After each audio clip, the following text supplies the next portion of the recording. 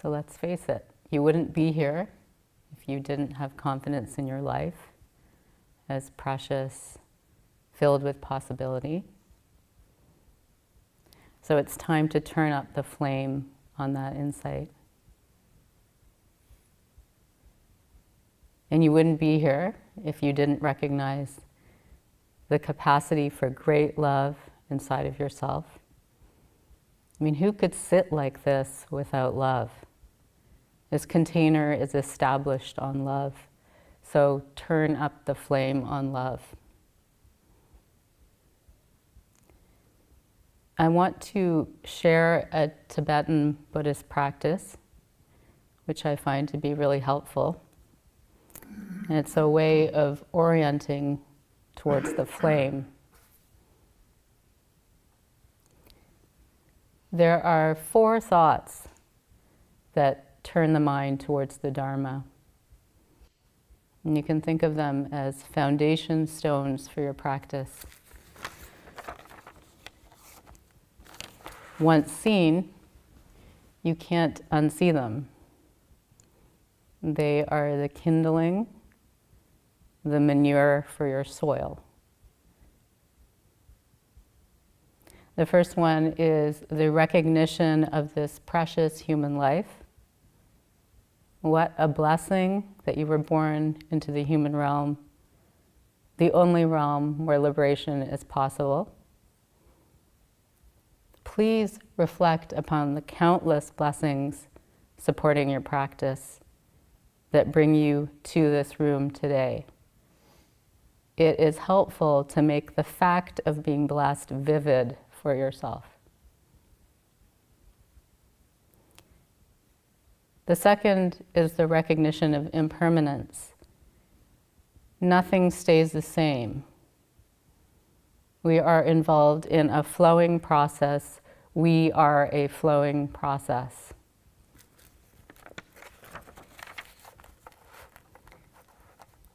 The third is the recognition of dukkha. So easy to see, the stress and suffering of our own minds and the world. The fourth is the recognition of karma. What you do really matters. What you don't do really matters. And Sesshin is the perfect laboratory for studying these 4 thoughts, because this container that we are holding so diligently together gives us front row seats on how we come to be.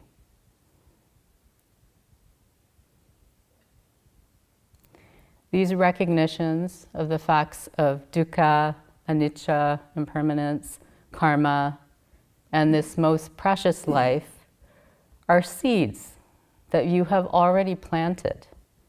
Now's the time to water them. Nurture them with your attention. You may be surprised how they stir you.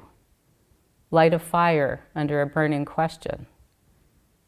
Grate away uncomfortably to bring forth a jewel. Soothe a tender heart. They will bring life to your life if you pay attention. Dukkha, karma, impermanence, this precious, loving life.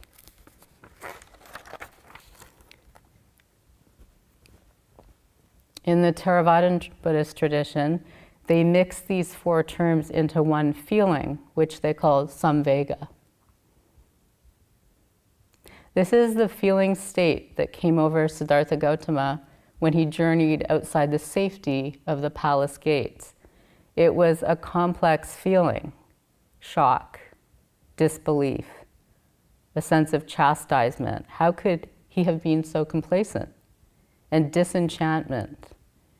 Things that he had reveled in previously felt devoid of their hook. From that feeling, a sense of spiritual urgency bloomed. It's important that this feeling of samvega, disenchantment, which is so vital to spiritual life, not be despair. We don't want to go to some dark and depressed place. Disenchantment quite literally means unhooking from the enchantment of self. As Bodhidharma reminds us, ordinary people in their perpetual ignorance crave form, attached to everything, everywhere. I'm sure you've probably noticed this tendency this week. It's significant that in this story, the legend of the Buddha's life, that he sees the visions of sickness, old age, and death simultaneously with the radiant vision of a spiritual seeker. In this fourth sight, he is filled with a sense of being touched, of possibility. This feeling is referred to as pasada in Pali.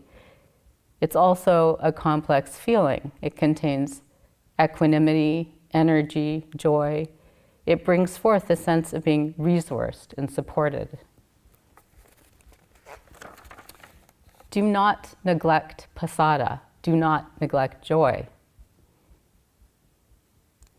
At this time in Sesshin, it can be very helpful to open yourself to all the joy that is being offered, all the gifting that life is delivering, the perfect gifts for you. Your job is not to miss them. I've been reflecting on the gift of Bodhidharma. He's made me contemplate walls as obstacles, foundations, support, barriers, places for attention. What would it be like to sit in front of a wall for 9 years? Determination, focus, complete engagement, commitment, a grand kind of love. Haven't we all faced down with something for that long? Perhaps you deal with a chronic illness, trauma. You've brought up a child, developed a gift or a skill. We all face walls, build barriers, take them down, give and take away attention. That's human life.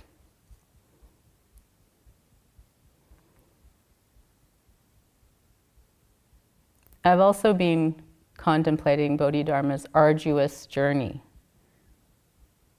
Imagine traveling from India to China at that time, a rough road. Haven't we all stepped out of our comfort zones, being compelled to engage, share deeply? Isn't that what we're doing right now?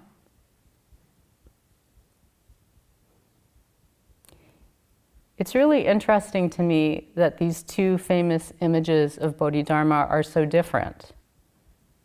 One static, sitting, immovable, facing a wall. One moving, going places, engaging, with things to share.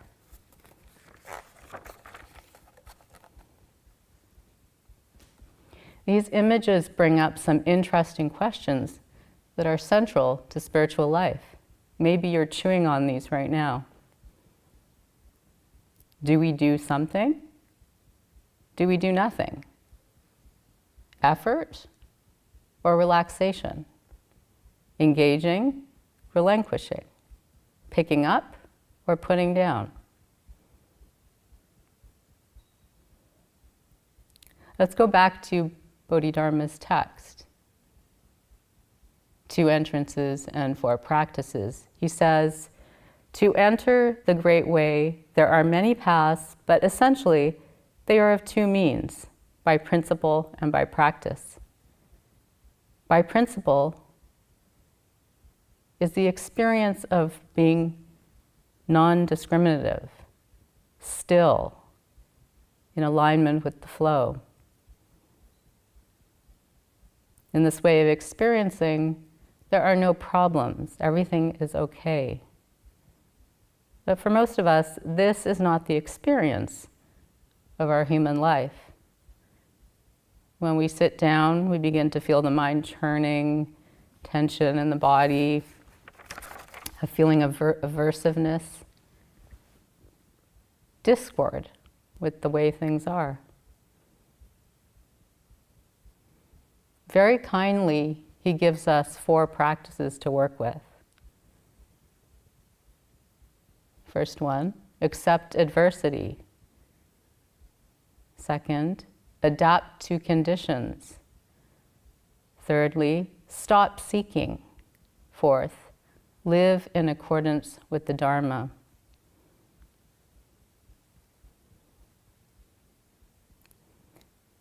What you probably notice is that his advice falls on the side of non-resistance, not doing.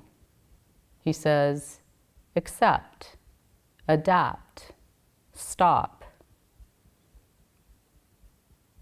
And why is this? Because he's really concerned about us continuing to make karma. This is how he views the human predicament.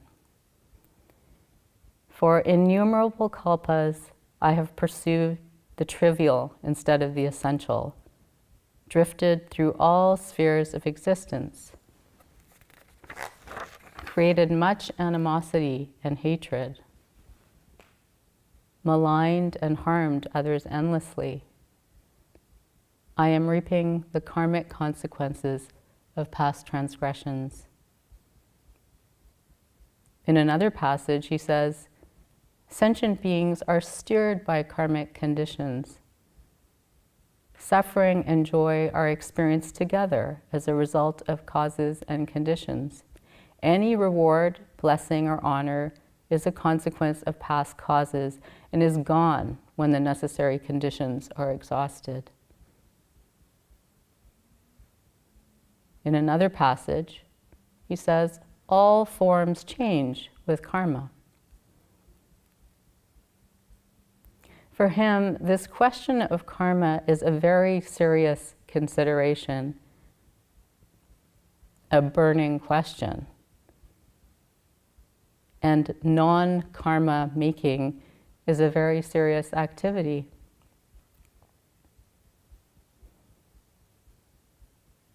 He is a part of a long line of spiritual practitioners in India who have taken non-harming as a central concern of spiritual life. You probably know about the Jain tradition where people pay great attention not to kill, being very careful where they step, even wearing masks on their face so they don't breathe in inadvertently an insect.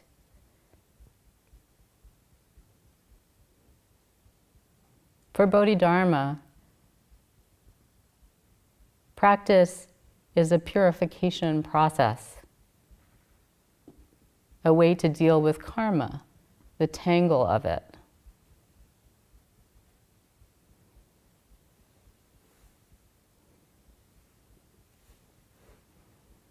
In his view, we really don't know the full extent of who we are.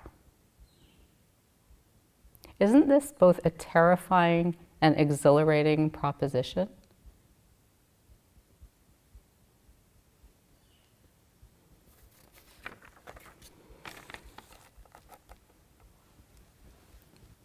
Let's go back to the episode with Emperor Wu. Emperor Wu summons Bodhidharma to his court and asks about the highest meaning of noble truth. Bodhidharma answers, "There is no noble truth." The emperor, getting a bit frustrated, asks, "Who is standing before me?" Bodhidharma says, "I do not know." The emperor then asks about how much karmic merit he has accumulated from ordaining Buddhist monks, building monasteries, having sutras copied, and Bodhidharma answers, "No merit." Just to set the context, in the Buddhist tradition, Dana is often given as a means of accumulating merit for yourself and your loved ones, a way of building up good chits in the bank for good karma. This is a very common exchange, and it has helped sustain the lives of bhikkhus and bhikkhunis in Theravadan countries for thousands of years and continues today. But Bodhidharma says, no merit. Emperor Wu is taken aback, says, who are you to say that? Bodhidharma responds, I don't know.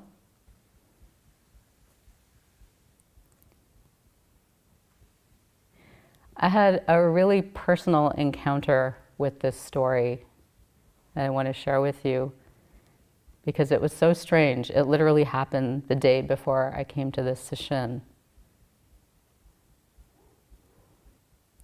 I have been feeding a bhikkhuni for many years who lives in Vancouver. Is trying to uphold her vows despite being separated from any monastic context. Very challenging. So there are a few of us who are feeding her. And there's another Sri Lankan woman who is helping out. She's very devoted and brings dana, I think a few times a week.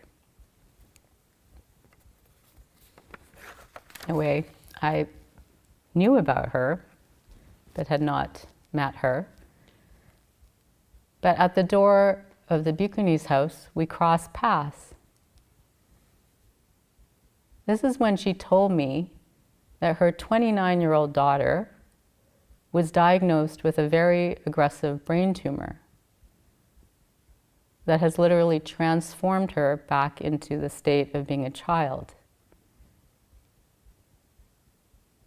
She now needs to be bathed, washed, and have her mother sleep with her. Being this kind of suffering. And this question came up for me, how could this be happening to her family? This dedicated Buddhist whose family has been supporting the Dharma for generations.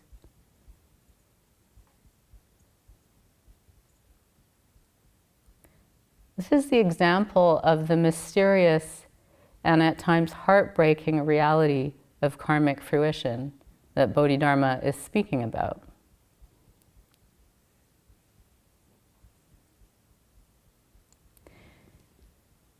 Because we don't know the full extent of who we are, there is no place of complete safety.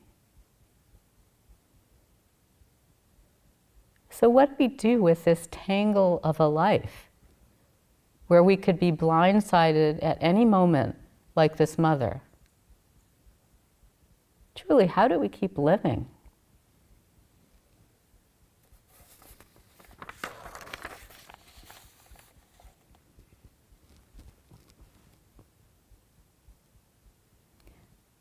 Bodhidharma is really clear about this. He says, practice the paramitas, the 6 perfections. Orient your activity to that of an enlightened being. Lean into them. What are they? Dana, generosity. Shila, or sila, practice the precepts. Shanti, practice patience. Virya, practice with determination and energy. Dhyana, practice concentration. Prajna, practice wisdom.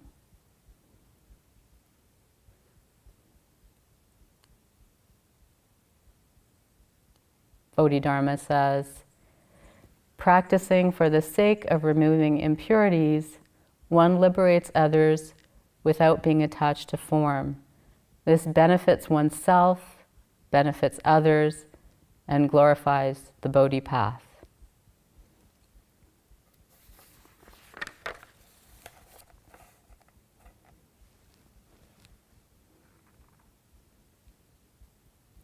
The other side of the matter is that because we do not know the full extent of who we are, our capacity and potential may be far greater than we think. The extraordinary thing is that this mother continues to bring food to the bhikkhuni. Her resilience and faith are remarkable. For me, this is the true strength of a practice life, unshakable faith.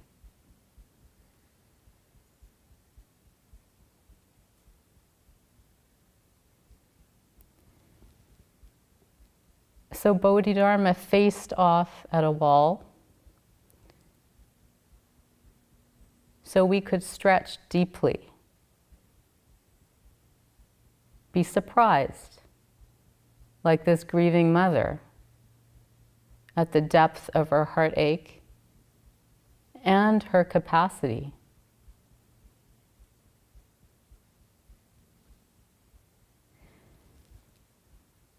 But he would not have been able to sit there if he were just frozen in pain or a lump of dead wood. This was a human in direct contact with his full aliveness.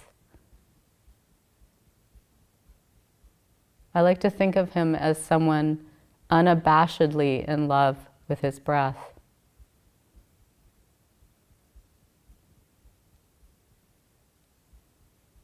He could feel its compassion, its great ability to encourage, comfort, direct.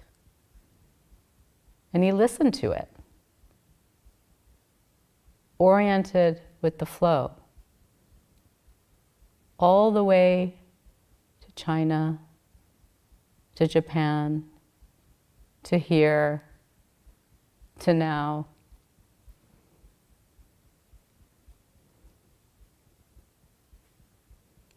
May we continue to care for his precious breath right now, right here, together.